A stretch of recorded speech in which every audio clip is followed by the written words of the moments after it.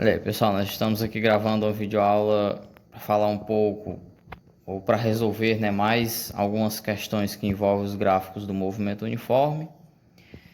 Para isso, nós temos aqui três questões. Nesse primeiro exercício, nós vamos determinar no gráfico a seguir a sua correspondente função horária da posição.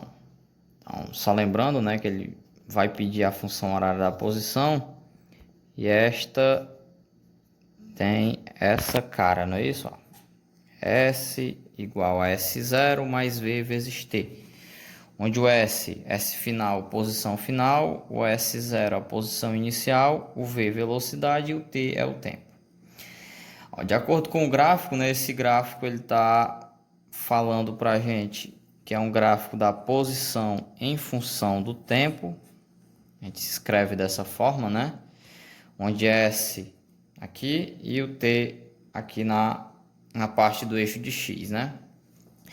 Pessoal, olhando para o gráfico, a posição ela começa no 2, então a posição inicial ela vale 2 metros.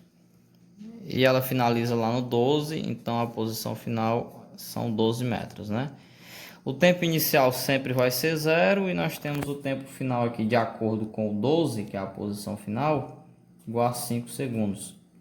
Então nós queremos determinar a equação horária da posição, né? Lembrando que para a gente determinar a equação horária da posição, nós substituímos apenas o S0 e a velocidade. O S0 eu já conheço, né? Que é igual a quanto? Igual a 2. E a velocidade nós não temos, mas nós podemos calcular com esses valores aqui, ó. Só lembrando, né, que a velocidade média nada mais é do que o ΔS sobre o ΔT, espaço sobre o tempo. Esse espaço, lembrando que é o espaço final, sempre, né, menos o inicial, ou seja, o espaço final é 12, menos o inicial, que é 2, sobre o tempo é de 5. Velocidade média, 12 menos o 2 é igual a 10, não é isso? Sobre 5. 10 dividido por 5, nós temos aqui que a velocidade de 2 metros por segundo. 2 metros por segundo. Vendo aqui agora, né, nós temos o S, lembra que eu não substituo o S final, o S0 é igual a 2, né, mais 2 da velocidade vezes o tempo. Lembrando que esses dois termos, eles mudam de acordo com a situação, né? Então, essa daqui seria a nossa resposta final. É isso, nós temos essa equação. Descobrir a velocidade. Só lembrando aqui que o movimento, como a velocidade é positiva, né? A reta também é crescente, ó. A reta é crescente, né? O movimento, ele é progressivo. Lembrando que se trata, né, de um movimento uniforme progressivo. A reta é crescente. Esse foi o primeiro exemplo, exercício. Vamos ao segundo.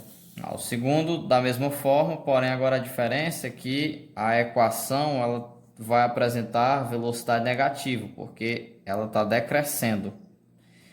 Mas ele vai pedir a mesma coisa, né? Ó, vamos determinar no gráfico a seguir a função horária da posição. A função horária é essa, S igual a S0 mais V vezes o T. Para isso, pessoal, vamos determinar de novo, né? Ó, a posição inicial, quanto é ela? De acordo com o gráfico, né? Se está iniciando aqui, ó, posição inicial é igual a 8 metros. E a final, como ele chegou até aqui embaixo, né? No tempo de 4, ó, a posição final é 0.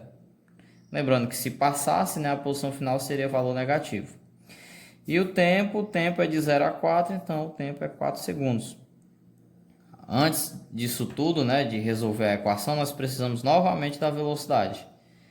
Novamente, velocidade média, espaço sobre o tempo, onde o espaço, o final, né, é 0, menos o inicial, que é 8, sobre o tempo de 4. Substituindo tudo aí, né?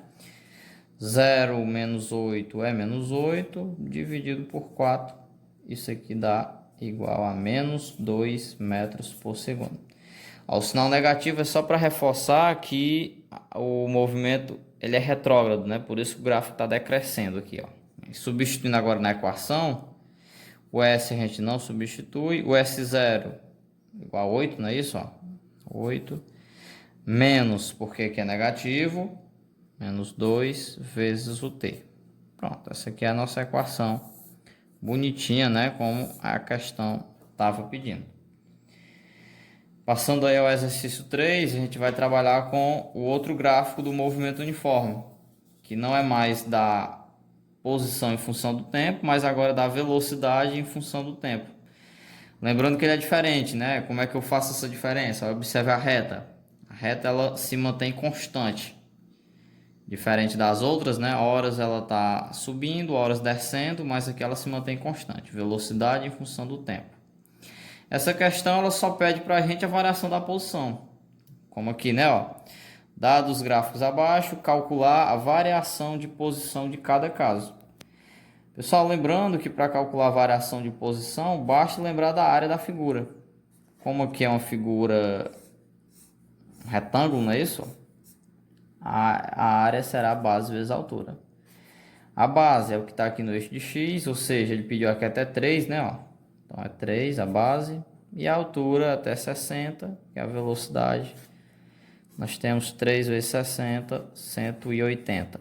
Então o nosso ΔS, que é a variação da posição, é 180 metros. Positivo, né? Porque a velocidade também é positiva. Isso aqui é um movimento progressivo. Aqui, né? Agora, no outro exemplo, a velocidade agora é negativa, ela vale menos 40. Como é constante, né, ela se mantém dessa forma. Para calcular o ΔS, também eu vou para a área, né? A área do retângulo, base vezes altura. A base, agora ele disse que era igual a 4, de acordo aqui com a situação. A altura é menos 40. Menos 40. Então a área é igual a menos, né? O sinal aqui, igual a 160. Ou seja, o ΔS é igual a menos 160 metros. Negativo, né? Exatamente porque a velocidade também é negativa. Então, nesse caso aqui, os espaços eles estão diminuindo com o passar do tempo. Então, pessoal, foram esses exercícios, né? Bem simples. Lembrando que podem ter outros que são mais complicados. Isso aí a gente vê em uma outra situação. Então, muito obrigado.